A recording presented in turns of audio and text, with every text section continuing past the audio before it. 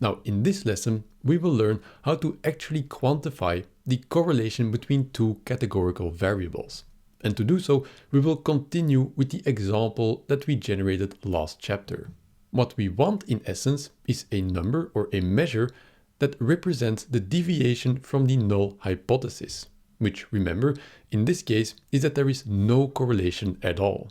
Now, it will be, of course, no surprise by now that also for this case there is a dedicated statistical test with a corresponding p-value. And this statistical test is called the chi-square test. And its starting point is the expected contingency table. Now, to understand what this expected contingency table is, let's first take a brief look again at our observed contingency table. Here, we collected the results of our generated dataset, namely the number of men and women that prefer cats or prefer dogs. Now, the correlation between gender and pet preferences showed itself in this contingency table by looking at the difference in ratio between liked cats or liked dogs and the total for males, and the same for females. For instance, if we divide likes cats with the total for males, we get roughly 70 or 75%. Whereas for the females, if we divide likes cats with the total, we get roughly 60%. And thus a difference in pet preference between males and females. Now, what the expected contingency table does is it represents the null hypothesis. And the null hypothesis means that there is no correlation. So also no difference in ratio between these numbers and the totals between male and female. So what it actually does is it looks at the same number of data points, in this case 333 times likes cats and 167 times likes dogs. It looks at the ratio between these two and also then generates these four middle numbers such that they have the same ratio. For instance, if we divide this number with a total of males and we divide this number with a total of females, we will get exactly the same ratio. And because we get the same ratio, this means that there is no correlation between gender and pet preferences, exactly the null hypothesis. So the chi-square test first generates this expected contingency table, which shows no correlation, and then measures the deviation from our observed contingency table with this expected contingency table. It puts this into a number and it also spits out a p-value. Now, the logic behind this p-value is always the same. It represents how likely it would be that we would get an observed contingency table, for instance like this, if we would have the null hypothesis to be true. So if there is no correlation between gender and pet preferences, how likely would it be that we would get exactly this table or more extreme? Now, if this p-value is smaller than 0.05, or statistical significance, then we can confidently say that these numbers that we observe do indeed indicate a correlation between gender on the one hand and pet preferences on the other hand. Now, as always, generating these numbers, the p-value and the chi-squared, the deviation between the two, but also the expected contingency table, all of this information is generated in just one line of Python code. Now, this of course is not the hard part. The hard part is what we've done throughout this course, really understanding these concepts and having an intuitive feel of what they represent. So just in short, we have this observed contingency table, and what the chi-square test does is it generates the expected contingency table, which has the values that we would have if there is no correlation at all, and then measures the deviation between these two tables. And then the confidence of this deviation is represented in the p-value that is also provided. So let's look at some examples.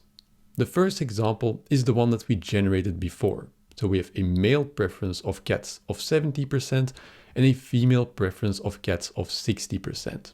So on average, 70% of males prefer cats over dogs and 60% of females prefer cats over dogs. Now we could see this difference in these visual graphs, but now we also have a numerical value attached to it. So we have a chi-squared of 10.43. Now the exact value is not that important. What is important is that we have a p-value that is incredibly small, and thus it indicates that we can be very confident in our conclusion that there is indeed a correlation between gender and pet preference, and that this difference in preference between males and females is indeed indicative for the underlying populations. So let's now look at another example. Let's say that we put these preference levels, this 60%, equal between males and females. This means that on average, males and females will prefer cats over dogs an equal amount of times. Now, even though we visually see that on the left-hand side, the blue bar is in proportion larger to the green bar than for the female case, which might lead us to think that there is indeed a difference in preference, if we run the numbers, then we see that we have a chi-squared of 0.43 and a p-value of 0.50. Now, this is incredibly useful, because even though we might have gotten to the wrong conclusion by looking at these graphs, the p-value actually corrects ourselves. Now, this p-value is so large that we simply cannot reject the null hypothesis, meaning that we cannot confidently conclude that there is indeed correlation between the two. And indeed, we set them so that there is indeed no correlation. So this p-value is correct and leads us to the right conclusion, even though visually we might conclude otherwise. Now, to end off, let's look at a more extreme example. In this case, there is a male preference of 30%, meaning that only in 30% of the times, males prefer cats over dogs, and thus 70% of males prefer dogs over cats. Now, for females, this is 50-50. An equal amount of women prefer cats over dogs than do dogs over cats. So there is a very large difference between these preferences based on gender. Now, this is of course also visible by looking at these graphs, but it is particularly visible if we look at this p-value. It is 0.0, so basically zero, which indicates that there is absolutely no chance that we would have gotten this result from our sample dataset just by pure coincidence. And thus, we have to reject the null hypothesis that there is no correlation between these two variables. So for one last time, let's dive into the code and see how we can use Python code to generate these numbers and quantify the correlation between these categorical variables. And this brings us again to the same cell as before. Now, just as a reminder, the results of our generated dataset were compounded in this contingency table, where we had male cats, male dogs, and female cats and female dogs, indicating the number of males and females that preferred either cats or dogs. So this contingency table contains all of our observed data. Now we scroll down to this line of code here, which is only one line of code, but that still computes all of the information that we need to quantify the correlation between these two variables. So we just do stats.chi-squared contingency, and we give it our two-dimensional Python array, our contingency table containing our observed values. Now we see that this function returns a chi-squared, which is a measure for how large this correlation is, a p-value, which by now we know what it represents, degrees of freedom, which we are going to ignore now, and an expected contingency table. So this function also spits out the expected contingency table, which represents the null hypothesis, meaning no correlation. And thus what we can do is we can print our chi-squared number, we can print the corresponding p-value, and we can even make the corresponding expected contingency table. Now this is done exactly the same as was the case for the observed contingency table. The only thing now is that we provide it with the expected two-dimensional Python array coming from our chi2 contingency function. So if we run this cell and we scroll down to our results, then we see the following. We see that our chi-squared statistic is 6.3. Our p-value is 0.1, meaning we can reject the null hypothesis and thus conclude that there is indeed a correlation between gender and pet preference. And we have the observed table and the expected contingency table. And we can see here that this ratio between likes cats and likes dogs in our expected contingency table will be the same for females and for males. Exactly what the null hypothesis would expect.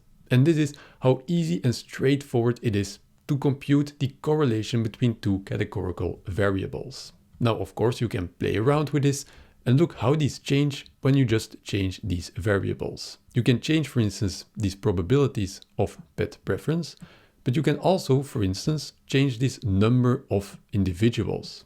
For instance, you can make this number of individuals very small, let's say 50 or even 20. And then additionally, you can make it so that these probabilities indicating the pet preference for males and females are very like the same, but not exactly the same, such that there is a very small correlation. Then in that case, you will see that it is very hard, even with these statistical tests, to really detect this correlation between these two categorical values. And this brings us to the last slide in this lesson, namely that the smaller the correlation, or the smaller the statistical significance of this correlation, the more difficult it is to detect. Now this comes back to a very general strategy that I mentioned throughout this course. However good your statistics is, the absolute best strategy that you can use in statistics to get more conclusive results is, of course, to collect more data. And it is on this very nice note that we can end this chapter, but also end the entire course and the official course material. Now, if you made it this far, I must congratulate you, because it has been quite a journey. Now, if you want to go one step further, there is one bonus chapter coming after this chapter. Now, in this bonus chapter, we go one step further than just detecting and quantifying correlation. Because remember, if we detect correlation, we just give it a number that indicates whether or not and to what extent two variables are correlated, either continuous or categorical. However, in the next chapter, you might want to exploit this correlation to actually be able to predict new values. And this brings us to linear regression and logistic regression. And these concepts and procedures will at the same time be the first step into the world of machine learning and AI, which will also be the topic of my next course. So keep an eye out for that one. So if you're interested in that, then the next bonus chapter is definitely for you. And with that, I thank you for attending this course, and I hopefully see you in the next one. Best of luck in your data science career.